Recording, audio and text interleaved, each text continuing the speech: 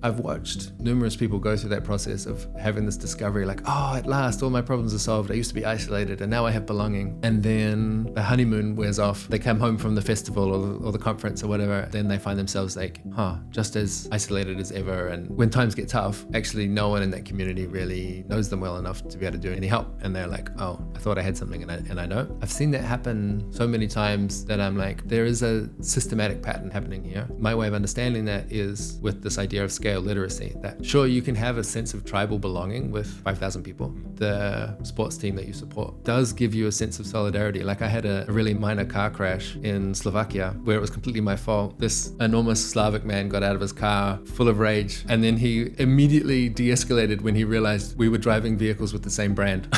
And he's like, oh, you're a Fiat guy. Oh, never mind then, it's an honest mistake. And that actually works. Like, we are these like tribal creatures that you do feel some sense of familial connection by these reasonably arbitrary symbols. The Fiat guy is not gonna bring me a casserole when my wife has a baby. The people that are gonna bring you the casserole are a much smaller number, and you actually have to be known by a small number of people with a greater deal of depth and a greater deal of trust if they're gonna have a real impact on your life.